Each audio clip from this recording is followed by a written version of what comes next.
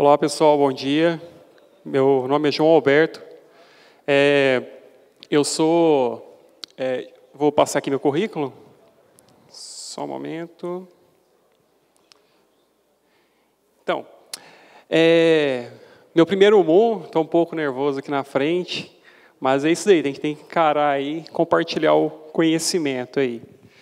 Enfim, esse é o meu currículo resumido. Sou gerente de redes lá na Radar Internet, provedor do norte goiano ali, mais ali para Anápolis e para o norte.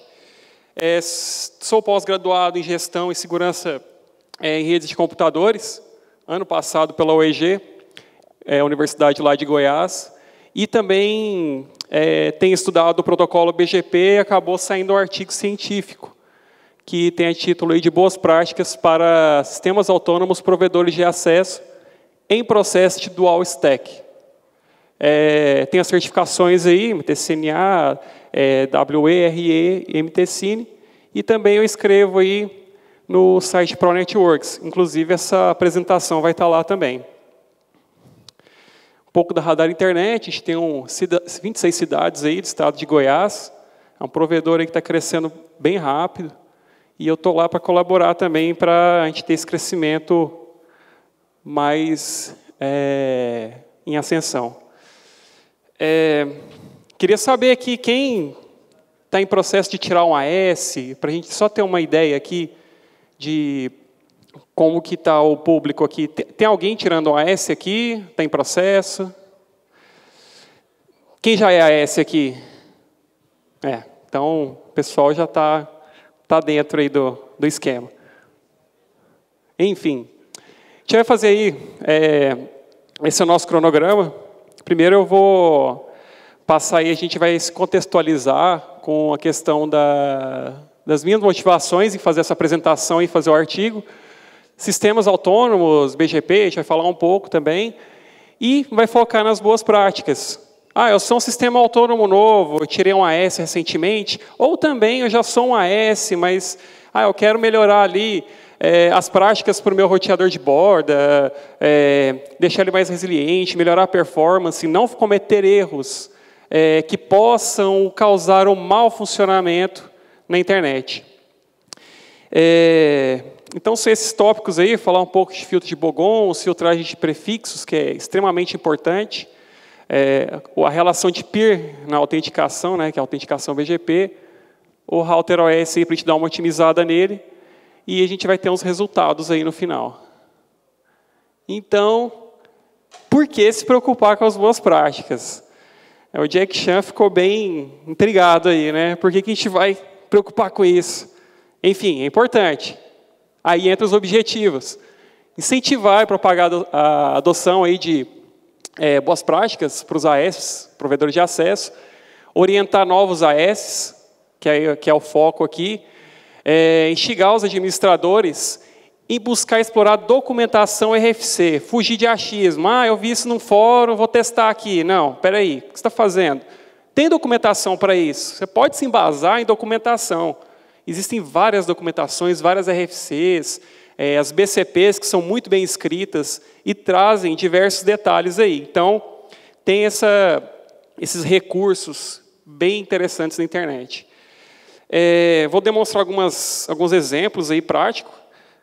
Aliás, alguns exemplos no Router OS, através de scripts aí. E também um dos meus objetivos já vai auxiliar aí no processo de quem está tirando um PTT aí, no caso vai entrar no IX, porque o IX, para você entrar nele, você tem que ter boas práticas. Não vai querer entrar no PTT lá de qualquer jeito e, enfim, eu vou entrar aqui, pronto. Não. Você vai ter que ter boas práticas aí, o mínimo. E melhorar a internet também. É o principal objetivo que eu tenho aí nessa palestra. Bom, tirei meu AS, e agora? A gente vai manter as calmas e seguir as boas práticas. Bom, essas estatísticas aqui, elas são em relação ao número de crescimento de sistemas autônomos em todo o mundo. Nesse gráfico, eu tenho aí os detalhes aí de visão pelos RIRs, né? Que são aí a LACNIC, a FRENIC, a PNIC, a ARIN, enfim. Então, você pode ver aí que os gráficos, eles crescem, não caem. Então, está tendo AS novo. E o mais interessante é essa próxima estatística que eu peguei aqui. Estatística da LACNIC. Vejam o crescimento exponencial de AS na América Latina. Então, vocês podem ver que em meados aí, 2012, 2013, aí até 2017, essa pesquisa é atual, a última estatística aí, dia 9 de outubro, vocês podem ver que cresceu bastante. E o Brasil é campeão. 68% dos sistemas autônomos da América Latina estão aqui no Brasil. Então, é imprescindível a gente conscientizar aí os detentores de AS a adotar boas práticas nos seus roteadores de borda. Bom, vou falar um pouquinho básico aí de BGP, só para a gente dar uma introduzida aí mesmo.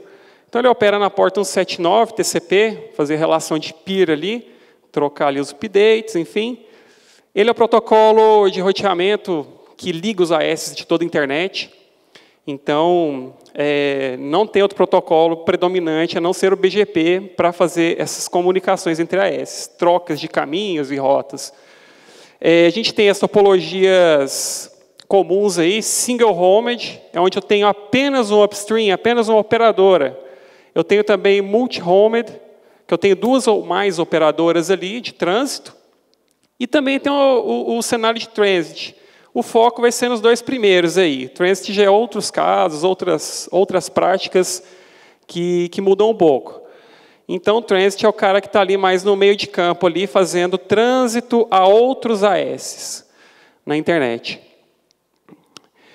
Fala um pouco sobre o full route. O que é o full routing? Eu vou citar full routing em alguns momentos aqui. E, enfim, para ninguém ficar perdido, full routing é a tabela completa de roteamento que tem na internet. Então, o full routing são todas as rotas da internet. E segundo aí, o site BGP Potato, ele dá em torno de 700 mil rotas, entrada FIB, na internet mundial, em torno aí de 50 mil IPv6. Essa estatística IPv6 e IPv4. Então, o full routing também está crescendo, condizendo aí a questão do número de AS também. Dual stack. Mas o que é dual stack? Estou ouvindo falar em dual stack, enfim, mas tá, o que é isso? Essa é uma citação de Furosa, 2008. Ele cita aí que o dual stack vai ser o principal aí, meio de transição, é uma recomendação que todos os roteadores da internet, ou, enfim, utilizem a pilha dupla, que é o dual stack, que é o processo aí mais utilizado de transição entre o IPv4 para o IPv6. Então, a gente tem aí o cenário atual, os sistemas autônomos que já existem, que é a maioria aqui, eles podem pedir um bloco IPv6, tranquilamente, e para novos sistemas autônomos, o IPv6 já está incluso. Então, ele já vem junto com o IPv6 e IPv4. É uma realidade que não tem como escapar. Todo mundo vai ter que passar por um processo de transição, e eu vou abordar um pouco sobre isso também. Então, aqui a gente tem um pequeno diagrama aí sobre camada 3 aí, que estão rodando aí a pilha dupla, IPv4 em paralelo com o IPv6. Então, o roteador ele tem uma tabela de roteamento para IPv4 e uma tabela de roteamento para IPv6. Por isso aí que ele trata de forma aí paralela, mas separado. Por isso que tem esse nome de dual stack, que é a pilha dupla. Então, vocês podem ver que na camada 3 aí, ela está rodando aí, IPv4 e IPv6. Primeira coisa, o que eu posso pedir para a minha operadora de cara? Para não ter problema. Já pede várias coisas para você não pedir depois. Pedir depois dá problema, porque às vezes a operadora não quer fazer, ela acha que não faz isso, é difícil, a configuração está funcionando, tal. Enfim, já pede de cara, na hora que você fizer o contrato ali, para a gente depois tomar as decisões e já ficar com total liberdade aí. Autenticação do peering, vou explicar um pouco em casos que você pode utilizar, enfim. O envio do full route mais a rota default Também a gente vai ver por quê. Sessão com a loopback, fazer o multi-hoping ali, também interessante. E já pedir a lista de community. Já pede para o seu OS de trânsito, ó, quero essa lista de community também. Então, me passa aí, que a gente já vai começar aí a configurar para poder entrar em operação, né? Então, primeira coisa é a autenticação. A autenticação nada mais é uma forma que o BGP tem para poder garantir a autenticidade dos peers. Você tem uma relação de pares ali de roteadores, mas eu quero ter uma certa garantia de que aquele peer realmente é aquele peer, né? Então, ele pode ter esse recurso de autenticação. Então, nos termos aí de segurança da informação, a autenticação ela garante a confiabilidade, a autenticidade do meu peer BGP. Dificulta ataques, man in the middle também. A pessoa pode estar querendo capturar ali, usar um Kali Linux para explorar o BGP ali, enfim, vai atrapalhar um pouco. E é extremamente necessário em sessões multi-hoping. Por que é extremamente necessário em multi-hoping? Sessão multi-hoping é quando eu tenho mais de um salto para poder estabelecer a sessão BGP. Eu posso, às vezes, atravessar o backbone da internet e fechar uma sessão ou com a Hurricane Electric ou com a Tim Curry, que a gente vai ver. A gente vai pegar os prefixos bogons. Então, ela passa por vários roteadores da internet. Então, é interessante, sim, eu ter autenticação, porque fica muito mais vulnerável ali a um ataque ou alguém ali tentar fazer algo ali no caminho. Então, aqui eu capturei um pacote aí de autenticação no Wireshark, só para a gente explorar mesmo por curiosidade. E aqui um exemplo de configuração, onde eu destaquei ali a autenticação MD5 para o peer BGP. Essa sessão está em PV6, então a gente vai para o uso da rota default agora. Bom, a BCP194, lembra dessa BCB aqui, gente, porque eu recomendo que vocês pesquisem ela. Ela é muito interessante, uma documentação muito boa, muito completa. Ela indica o uso da rota default, se necessário. Quando é necessário? Quando eu tenho uma operadora, por exemplo, apenas no upstream, para que eu vou receber um full route, né? Vantajoso aí para diminuir o processamento da tabela full. Eu posso descartar tudo e criar uma rota estática, ou também eu posso receber apenas a rota default, que a gente pediu para a operadora, certo? E descartar o resto. Se a operadora me enviar o full route, sem nenhum problema. Então, quero apenas a rota default. Então, eu peço ali full route, mas eu vou ali fazer um filtro para apenas aceitar a rota default. Então, tá um exemplo aí. O slide tirou um pouco aqui, mas aqui a resolução tá legal. Aqui dá para ver o script completo. Aí, prontinho. Então, esse é o script aí. Tudo que não for rota default, descarto. Pronto. Se o operador estiver enviando, vai aparecer na minha tabela de roteamento. E eu troco as 700 e tantas mil rotas IPv4 e as 50 mil tantas IPv6 em uma só. Só tem um upstream. Sessão com a loopback. Essa é uma indicação do NIC-BR. Bem interessante aí, porque você pode... você tem algumas vantagens. Você pode aí ter dois cabos físicos ali, duas fibras chegando no seu roteador, e você vai fechar o peer com a loopback. Loopback é interface lógica, ela não está atrelada à interface física, então ela nunca cai. Então, se uma interface física queimar ou der algum tipo de problema, a sessão vai continuar intacta. Ela não vai ter o processo de shutdown e depois subir novamente. Dificulta as tentativas de ataque à sessão na interface física. A pessoa vai ali tentar fazer a etapa ali de varredura do ataque, e ele vai fazer um trace route para poder ver onde que pode deduzir onde está rodando a sessão BGP, por exemplo. Aí ele vai passar o trace route, ele vai ver a interface física do seu roteador. Mas a gente sabe que fechando com a loopback, não está na interface física. Está na interface lógica, dentro do roteador. Então o atacante aí vai ter dificuldade. Essa opção aí de não aparecer no trace route, né, que eu citei aí também, abaixo da tentativa de ataque, é uma consequência. Possibilita a implementação de route servers. Route servers é muito interessante para quem tem muito full routing na rede. Tipo, eu tenho 3, 4 full routing. Eu posso subir uma VMware com router OS e subir o full routing nele. O meu route server. E ele processa aquilo lá e traz aquilo lá mastigado por um roteador que vai ser um roteador de tráfego, de throughput. No caso, uma CCR, por exemplo.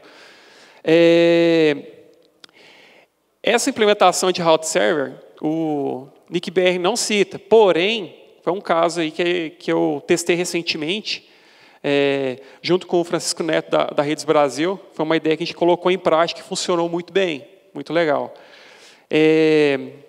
Detalhe, exige a adição de uma rota estática. A gente precisa alcançar uma interface que não está diretamente conectada, então eu preciso de uma rota estática no meu roteador para poder alcançar aquela outra interface e fechar o multi-hoping. E também a gente tem que usar a função aí de multi-hoping, marcar ali na opção lá, quando você for fechar o peer, marcar o multi-hoping. Então está aqui um exemplo de multi-hoping. Está fechando ali dentro do roteador, a interface loopback, e ele está estabelecendo ali dentro. Community. Pedir community para o operador é extremamente importante. Pode te livrar de uns problemas aí gravíssimos. A community, ela te auxilia a tomar decisão de roteamento sem que você dependa da operadora de trânsito. Eu quero anunciar só para o trânsito tal, ou pegar só o tráfego de PTT da minha operadora de trânsito. Eu vou ter que ligar para eles? Não, você tem uma community ali, você pode fazer isso, pronto. Você fica ali independente. É útil para manipular o tráfego de download de uma forma mais aprimorada, como eu citei o caso do PTT, por exemplo. Então, apenas com o meu roteador fica difícil manipular o download, quando eu dependo de um terceiro ali. Então, a community ela já ativa ali uma ação no roteador intermediário e ele responde isso. E eu tenho o que eu preciso no momento. É de extrema importância em ataques quando você está passando ataque de negação de serviço. Auxilia na mitigação, porque é uma medida ali temporária. Que eu tenho alguns exemplos de community aí, que você pede para o seu operador. Não é a lista completa essa, é só uma parte aí que eu peguei. Então, você tem a lista de communities da Level 3 e da G8. Tá. Quando eu posso utilizar isso? Eu estou recebendo ataque de negação de serviço ali no host, com IP tal, eu fiz lá um torque ali na interface, eu usei ali um NetFlow, descobri que está aquele alvo ali. Tá, o que eu vou fazer? Recebendo um ataque de 20 GB, vamos supor um ataque bem volumétrico aí. Tá, eu tenho 5 GB de link aí. Está saturado. Se eu estou recebendo um ataque de 20 GB e eu tenho só 5 GB de link, acabou. Estou indisponível para a internet. Os clientes vão ficar down aí. Então, o que eu posso fazer? Nesse caso, eu pego ali, eu descobri meu alvo, e, no caso, são exemplos com IP privado, tá? Não considerem isso, só para a gente exemplificar aí. Então, ele está com 72.16.1.10. Então, eu fiz um anúncio ali, marcando a community que minha operadora passou. Ela diz, se você mandar essa rota para mim, Black Hole, eu descarto para você. Então, eu mandei para a operadora, e aí, a partir do momento que eu mando para ela ali, ela já cria uma rota ali, ela já interpreta aquela rota, na verdade, de forma Black Hole. Então, ela recebeu aquela mensagem ali, opa, isso aqui eu vou descartar, vou tratar dessa forma. Então, a operadora, o ataque não vai ser, não vai resolver o ataque, mas vai, pelo menos, aliviar ali para o seu lado. Você vai descartar um pacote. Tá. Nem sempre os ataques são... Esse aqui é um exemplo.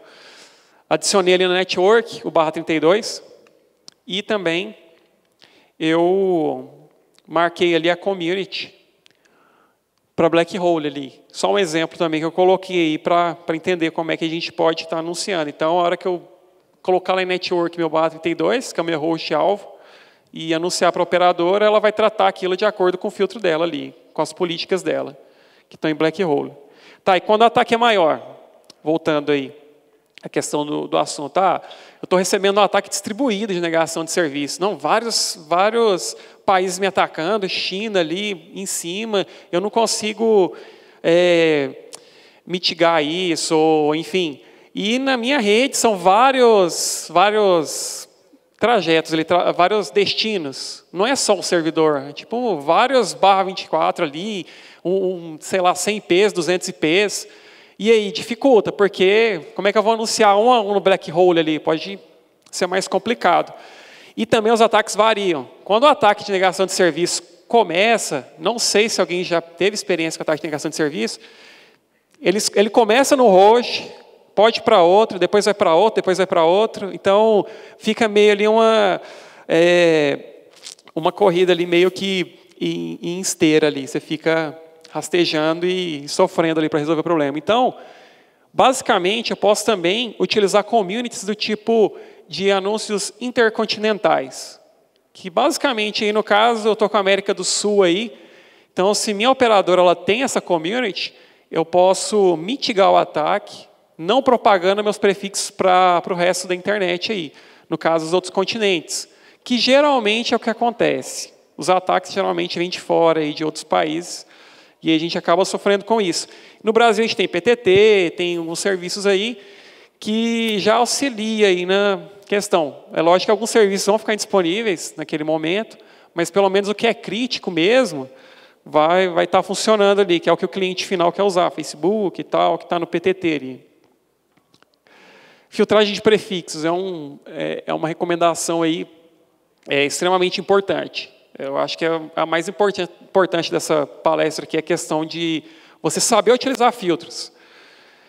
Se você tem um roteador BGP e não souber utilizar os filtros, você está com o pé ali para poder ganhar uns problemas aí para a sua rede. Você, às vezes, não atrapalha só o seu provedor, você atrapalha outros provedores da internet. Essa que é a questão. Só tirar o zoom aqui. Então, a recomendação da BCP 194, eu posso descartar prefixos do meu próprio AES, porque apenas eu vou originar eles. Para que outra pessoa vai originar prefixos do meu AES?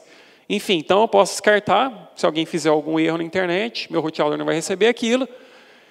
De uso privado, especial ou reservado. Então, esses prefixos não devem ter encaminhamento na internet. Meu roteador não precisa encaminhar para nenhum 192.168, alguma coisa aí, /16. Não pode. Então, eu já posso aí também descartar esse tipo de prefixo aí, porque eu não vou encaminhar para eles. Prefixo saída. A BCP ela é bem direta nessa parte, na parte de upstream aí, né? Que não devo propagar prefixos mais específicos que /24 e /48 na internet. Então, assim, se eu quero fazer uma engenharia de tráfego, não vou colocar um /25. Não é recomendado. Muitas das vezes a sua operadora de trânsito já vai filtrar isso. Então, você vai poder evitar aí já, fazendo as boas práticas no seu roteador, para ter que esperar que alguém filtre. E muitas vezes alguém não vai filtrar isso. Às vezes você pode cometer um erro e a sua operadora de trânsito passar isso para frente. A gente vai ver um caso aqui que aconteceu aí, alguns anos atrás, que exemplifica isso. Basta apenas eu anunciar, provedor final de acesso, eu preciso só anunciar os meus prefixos, os prefixos que eu recebi lá da designação. Então, se eu recebi o meu número de AES e meu prefixo, eu só vou anunciar isso, eu não preciso anunciar mais nada. Então, eu tenho que garantir isso através dos filtros aí. Então, o que isso vai evitar? Eu receber os prefixos do meu AES, como eu disse, virar trânsito para terceiro de forma indesejada, porque se eu receber o full route e enviar esse full route, eu estou virando trânsito. Então, vai ter um tráfego ali que eu não quero. Eu vou estar fazendo ali uma certa caridade ali de dar trânsito para alguém, mas o cara não vai querer trânsito desse tipo. Ninguém quer, na verdade. Route leaking também, que é o problema aí de vazamento de rotas. Um provedor AS, ele anuncia um bloco que não é dele e vaza isso. Às vezes ele eu anuncio um bloco da Google, por exemplo. Isso é um route leaking. Vazou ali. Pode ser por erro de configuração. Então, eu vou atrapalhar algum serviço na internet. Eu não posso anunciar isso. Encaminhamento de pacotes marcianos, que são os pacotes que estão dentro dos prefixos privados especiais. Então, não preciso encaminhar isso. Flood descontrolado na tabela global de roteamento. Vamos supor aí, tem um /21 e são vários /24, tá? E se eu anunciar /25, vai ser mais? Vocês concordam? Vai ser mais entrada na tabela de roteamento. Então, assim, se a RFC, por exemplo, liberasse, deixasse sem controle, você pode anunciar um /32 na internet. A tabela de roteamento não estaria em 700 mil, estaria muito maior, muito maior. E isso impacta na questão de hardware dos equipamentos de borda, que muitas vezes, assim, dependendo do crescimento que você tiver na tabela de roteamento, ou as tecnologias de hardware podem não acompanhar. Então, assim, tem que ter um controle. Então, por isso que justifica aí a gente ter essa regra aí de não anunciar nada mais específico /24, para a gente não causar um flood, um tormento na tabela de roteamento. Eu tenho um exemplo aí só de tráfego indesejável. A empresa Oscorp trânsito, e empresa Umbrella, foi empresa de exemplo aí, e meu AS aí, que tem esses prefixos. Então, se eu filtrar se eu apenas anunciar o que eu preciso, eu não vou ter esse problema. Eu vou só ter ali meu consumo, meu download funcionando normalmente para os meus blocos. Então, tem alguns exemplos aí de descarte. Alguns filtros aí. Então, eu só descarto aí o que precisa mesmo, que são os bogons, enfim, de uso especial aí também. Posso descartar. Então, são todos prefixos aí. IPv6 também. IPv6 eu tenho duas opções para descartar a entrada. Ou eu posso fazer uma pesquisa ali no site da IANA e ver o que está alocado ali já. Ele alocou tal bloco, a IANA. Alocou um bloco ali, por exemplo, para a Afrinic. Posso fazer uma regra, aceitar aquilo lá e fazer isso para o RIP, para a LACNIC. Posso aceitar um de cada vez e descartar o resto. Ou, basicamente, esse filtro que eu coloquei aí também.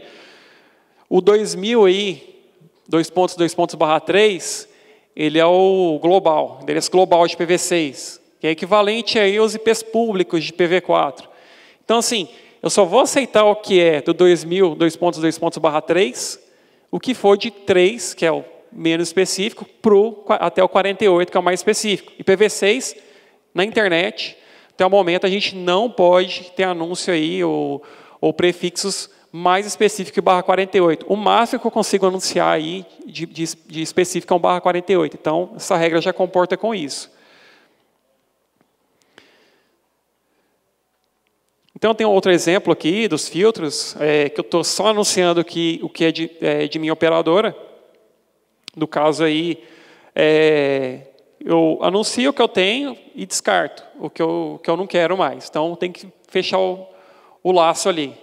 Quero descartar o resto, então eu anunciei o meu /20, meu /24 ali, o mais específico, fazer uma engenharia de tráfego. Existem outras formas de fazer engenharia de tráfego, mas isso foi um exemplo para a gente poder entender o fluxo aqui. Descartei o resto. Operadora 1, então só vou anunciar aquilo.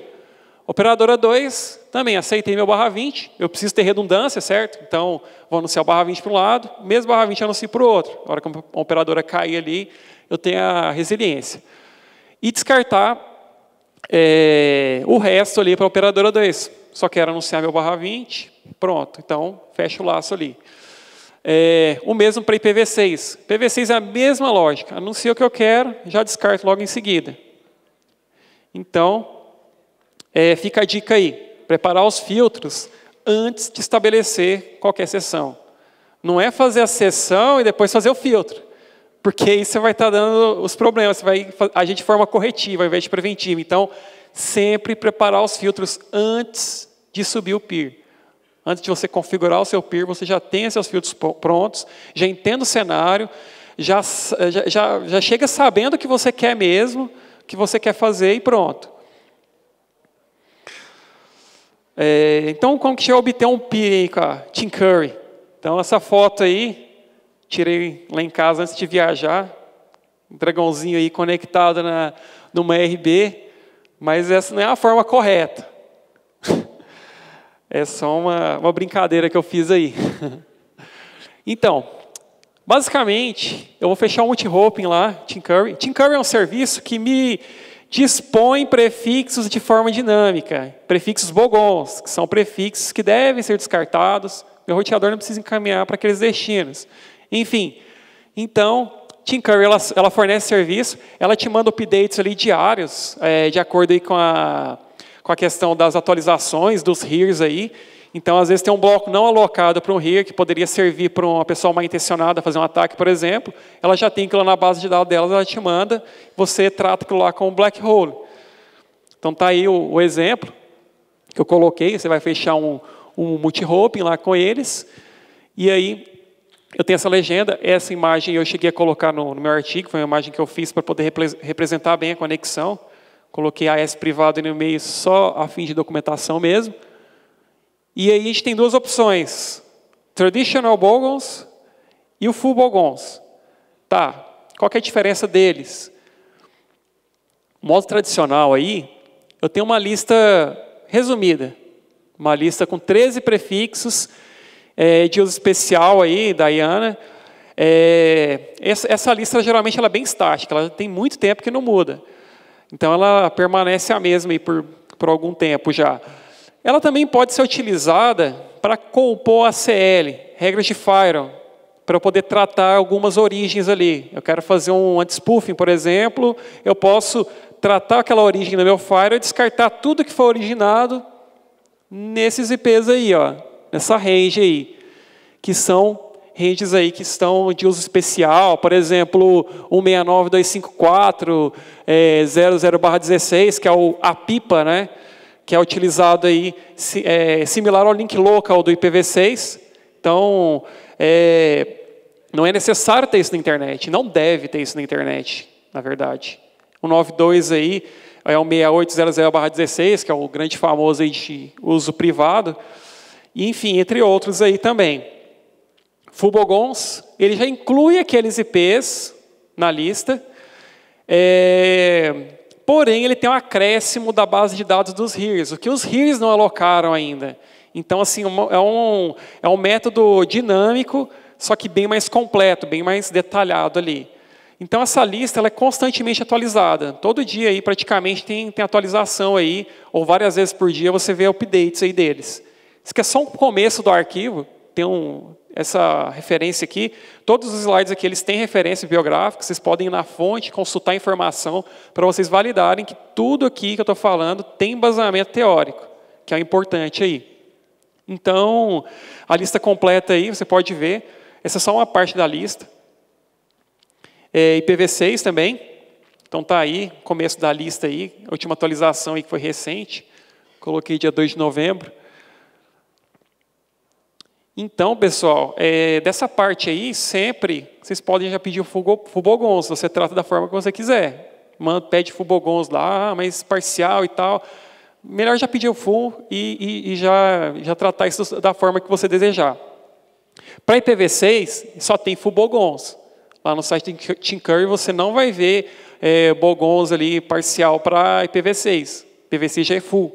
Então, algumas estatísticas interessantes, que foram as últimas aí de julho, quando eu estava começando a escrever esse material aí, do Moon. Então, o modo tradicional aí, na época, aí, permanece em 13 prefixos até hoje. Como eu disse, ela não é atualizada constantemente. O Full Bogons IPv4 tem aproximadamente, aí, em julho de 2017, 3.827. Ela é um valor que está diferente hoje. E o Full Bogons aí, de IPv6, 86 mil, em torno de 86 mil prefixos em julho de 2017. Então aqui eu coloquei um tutorial básico, vocês podem depois ver os slides aí, e aprender como que eu consigo obter uma sessão com a TeamCurry e conseguir esses prefixos aí, de forma dinâmica.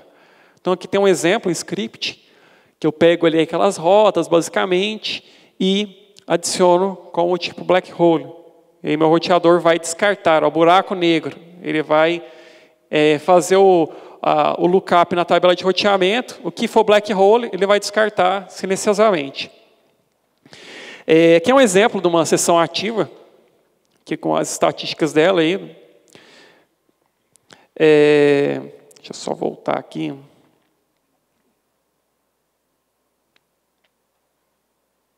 Então aqui é um exemplo, uma seção ativa. Aqui são os prefixos que estão em black hole. Então vocês podem ver aí que aqueles prefixos ali, aquele 0.0.0/8, que estava lá na lista da estática da Iena, ele está ali, ó, com black hole. Então todos os prefixos aí eu não preciso encaminhar pacote para eles. Ou não estão alocados, ou são de uso reservado, especial ou com outras finalidades aí, enfim. Então está aqui. Quando está em black hole, meu roteador simplesmente descarta o pacote de forma silenciosa. Ele não encaminha aquele pacote para aquele destino. Assim eu evito um pouco de tráfego indesejado na internet, ou um tipo de lixo ali que não deveria estar funcionando.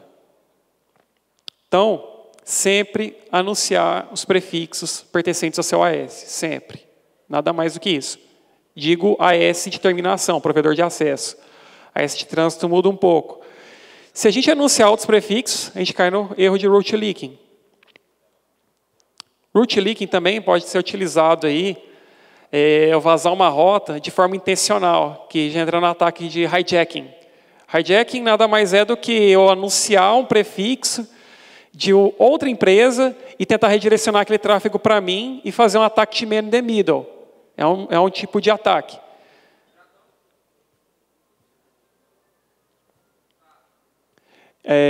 Esse foi um caso que aconteceu aí com uma telecom do Paquistão. Aconteceu em 2008.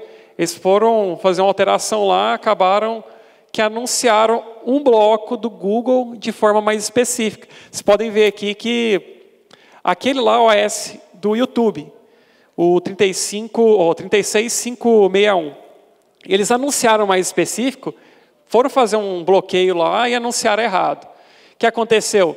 E outra, a operadora de trânsito aceitou aquilo lá, aquele prefixo mais específico do YouTube, e propagou isso para a internet. Aí fez maravilha, né? Todo mundo aí, foi para o outro provedor, YouTube disponível, ficou lá horas, 2 horas mais ou menos, com problema. O pessoal do YouTube demorou para descobrir, mais ou menos isso. Depois resolveram, tentando anunciar um mais específico. E depois, a operadora desse AS aqui, que foi essa daqui, que deixou o filtro passar, ela fez os bloqueios lá e eles começaram a mitigar o problema. Mas é um problema grave. Isso daqui foi um problema de route leaking. A pessoa fez uma configuração errada lá e redirecionou o tráfego da internet, causando disponibilidade para o serviço do YouTube. Então virou notícia isso daí. Vou falar um pouco das práticas do roteador de borda. Essa parte aqui, ela vai ser um complemento aí do protocolo BGP. Eu vou focar mais no ativo de borda. Então, essa foi uma citação que eu coloquei no meu artigo, uma citação eu mesmo escrevi aí. Esse ativo deve estar plenamente configurado em sua principal função. Então, eu citei essa frase lá e acabei colocando aí Oliveira por ter trabalhado com essa ênfase aí. Então, gente, se você tem um BGP, faça BGP com ele. Não vai fazer, vou colocar uns PPPoE aqui, vou fazer, tem um monte de cliente fazendo NAT, enfim, gente, é BGP, gente, respeita o roteador. BGP é para encaminhar pacote para receber rotas e só isso. Não vai fazer QoS, essas coisas aí que a gente pode até fazer um QoS em um caso específico, mas em cenários grandes é bom evitar. Então, basicamente, eu preciso ter a seção BGP, no meu ativo de borda, tabelas e filtros de roteamento e as CLs essenciais. Essenciais. Não vai colocar 100 regras de firewall na sua borda, proteger sua rede inteira. Então, regras essenciais que são aquelas indispensáveis, caso necessário. Serviços aí como DHCP, DNS recursivo, tudo isso daí, gente, não precisa colocar no BGP. Router advertisement do IPv6 pode atrapalhar, ele pode causar looping de roteamento, porque ele vai anunciar uma rota default ali, e vai dizer, eu sou o roteador designado, vai mandar uma rota default para o vizinho, aí faz aquele looping de roteamento. Então, router advertisement também não deve rodar. OSPF ou qualquer outro tipo de GP, a gente está falando de BGP, está falando de internet. Então, gente, não roda OSPF entre AS. Então, o OSPF, RIP, esses outros protocolos aí é para rodar dentro do seu AS, não vai rodar na borda. Tanto que se você deixar o OSPF ali habilitado, não vai conseguir tirar o PTT lá, não vai conseguir passar na quarentena do IX. Alguns serviços aí de forma default, eles podem causar vulnerabilidade no roteador também. Então, eles podem ser abusados aí para servir de ataque e negação de serviço de forma amplificada. Tem algum exemplo aí, só um print aí mesmo. Eu deixei só o essencial para o meu BGP, só que eu preciso. Então, não vou precisar de pacote wireless habilitado, DHCP, hotspot, enfim, para que eu vou usar isso no BGP? Aqui já estão as boas práticas aí, são dicas aí de você ter um monitoramento, SNMP, ter um log centralizado, porque se só a caixa der algum problema ali, você não vai perder aquelas informações. O uso aí também do FastPath, o Francisco Neto falou também na palestra passada aí, detalhes sobre esse recurso. Tem o recurso de FastPath, que eu posso ali ter um ganho incrível em throughput. Então, assim, o que faz o FastPath funcionar é a simplicidade. Então, se eu configurar meu roteador de uma forma bem simples, eu tenho que abrir mão disso, é claro, para ter o FastPath funcionando. Então, essa lista aí é o que eu não devo ter rodando no meu roteador de borda, para que ele funcione. Então, assim, eu tenho que seguir umas condições para poder ter o desempenho que eu quero, mas isso depende de acordo com o cenário, com a necessidade. Também tem o Fast Track, que é outro recurso aí também. O Francisco Neto citou detalhes aí sobre ele. Ele não te dá um desempenho tão grande como o FastPath, porém, ele já ajuda bastante também. Coloquei um exemplo aí. Então, assim, só uma limitação, só para IPv4 por enquanto, esses recursos. Então, a gente vai guardar aí a MikroTik lançar aí para IPv6. Acredito que em futuro breve a gente já tenha essa questão aí para IPv6. Deixa eu só voltar aqui, gente.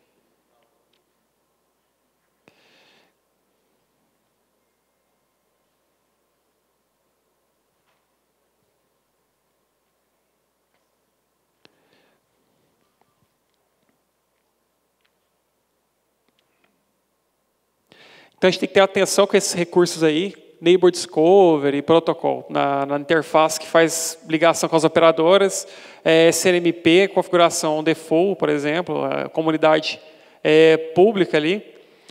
Room-on também, configuração default. Room-on, vou resumir aqui, ele é um recurso da MikroTik que você consegue ali ter uma conexão, encontrar os seus roteadores da rede através de Layer 2. É tipo um roteamento ali de Layer 2, mas não seria exatamente isso. Então, ele é um recurso que facilita ali uma configuração de uma caixa nova, enfim.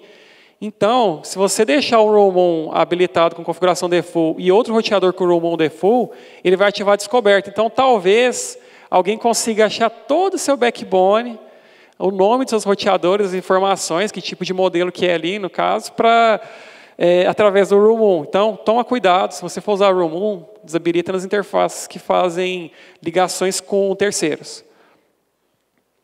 Aqui é um exemplo que eu peguei, capturei lá do PTT. Eu estava fazendo uma configuração nova e estava analisando. Gente, foi uma amostra muito pequena, foi menos de um minuto, assim, que eu, deixei habilitado e olha o tanto de roteador lá no PTT com o Neighbor Discovery habilitado. Então, assim, eu não coloquei o nome para não passar vergonha em ninguém. Vai que tem alguém aqui, vai passar vergonha. Mas, enfim, muitos roteadores com Neighbor Discovery habilitado no PTT. Então, essa etapa final, os resultados. Como que a gente pode analisar os resultados? Como que a gente pode testar se eu estou seguindo as boas práticas? Tem essa ferramenta aqui, Radar by Crator, ela é bem interessante para você fazer análise. Essa ferramenta aqui, ela é gratuita. Vocês podem acessar o site lá e eles pontuam o seu AS. Eles dão uma pontuação lá, dizendo assim, ó, beleza, você tem loop dinâmico, você tem algum serviço que pode servir para amplificação de negação de serviço, está tendo um route leak envolvendo o seu AS, enfim, tudo isso conta como pontuação. E engraçado, você já tem essas informações e elas já ajudam. Então, assim, é interessante criar a conta lá e ver. Aqui é um overview só, eles te dão essa informação, mas se você criar uma conta lá como a AS, eles te mostram, por exemplo, quais IPs estão com a porta DNS aberta, funcionando de forma recursiva. É interessante. Como que eu posso testar também? Fazer o teste manual ali. Tem esse serviço aí que eu posso testar aí, no caso, as portas, que eu posso tem porta aberta no meu AS ou no meu roteador de borda. Então, são essas portas aí, ele já dá a lista ali do lado, das portas mais comuns. E também, essa ferramenta aqui, que ela vai testar se o seu DNS recursivo está aberto, que é o Open Resolver. Ela já você vai colocar o IP ali do seu servidor DNS, ele vai ver se já está funcionando de forma recursiva, enfim. Porque é um erro comum, é um erro bem comum as pessoas habilitarem o Allow Remote Requests lá no MikroTik, e aí deixar isso passando para a internet. E vem aquele tráfego de ataque. Não demora muito para acontecer. Acontece. Ou o Nmap. O Nmap é uma ferramenta de pentest. Ela vem por padrão no Kali Linux. Você pode testar ali sua rede, você roda o Nmap, ele já te dá uma série de informações interessantes e relevantes em relação a possíveis problemas ou vulnerabilidades que você tem dentro do seu AS. Interessante você rodar isso também. Pode subir no Raspberry, criar uma máquina virtual e fazer um scan lá. Sim, criatividade. Alguns resultados aí. Esse resultado do ano passado, 2016. Gente, não virem atenção para a porcentagem. A porcentagem está baixa, mas eu não quero que vocês tenham atenção à porcentagem nesse gráfico. Tenham atenção à resiliência. Veja que o gráfico ele está mostrando que existe uma harmonia ali nos dias da semana. Está tudo funcionando de forma harmônica, o que nos transpõe estabilidade. E o gráfico aí de consumo final, um throughput de 6 gigabits por segundo, rodando aí em uma única interface. E a diferença que eu fiz aí, que complementa também as estatísticas aí que o Francisco Neto trouxe aí na apresentação dele, o comparativo que eu fiz, usando FastPath e com o FastTrack, esse ativo de borda aí. Então, vocês podem ver que tem uma diferença legal aí. Então, eu consegui esse resultado aí, 7.7 gigabits. O número 7 está bem presente aí, tá? O meu místico aí, 7%, 7.7 gigabits por segundo, uptime 7 dias. Então, resultado legal para um ativo de borda. Referências bibliográficas, onde eu fiz as pesquisas. Agradecimento especial, agradecer minha família por me apoiar aí nas horas. Minha esposa aí que faz uns cafés na madrugada aí, hard, que eu pego aí e fico estudando e trabalhando, enfim. Radar USP, que é o cenário que confia na minha capacidade e investe nisso. Enfim, a UEG, por incentivar a pesquisa científica, eles me receberam de braços abertos a levar esse tipo de pesquisa, esse tipo de iniciativa ao meio acadêmico, e eu fiquei muito satisfeito com isso. Então, foi legal essa experiência de levar sistemas autônomos, protocolos de roteamento dinâmico para dentro do meio acadêmico. A UnicBR, por ter um material fantástico sobre boas práticas. Aos profissionais, aí, o Francisco Neto, que está aqui, da Redes Brasil, um grande amigo aí que eu tenho. O Lacier, que é um grande propagador aí de conhecimento. Acho que a maioria das pessoas conhece ele aqui. E também ele difunde as boas práticas. E o Maia também, grande profissional aí que trabalha há anos aí no mercado também propagando conhecimento. Sou muito grato a essas pessoas, porque elas possibilitam que tudo seja feito da melhor forma. alguma dúvida? Eu acho que extrapolou o tempo aqui. Se alguém quiser tirar alguma dúvida comigo, eu vou estar no stand da Redes Brasil, lá com o Francisco Neto. Já deve ter extrapolado o tempo aí.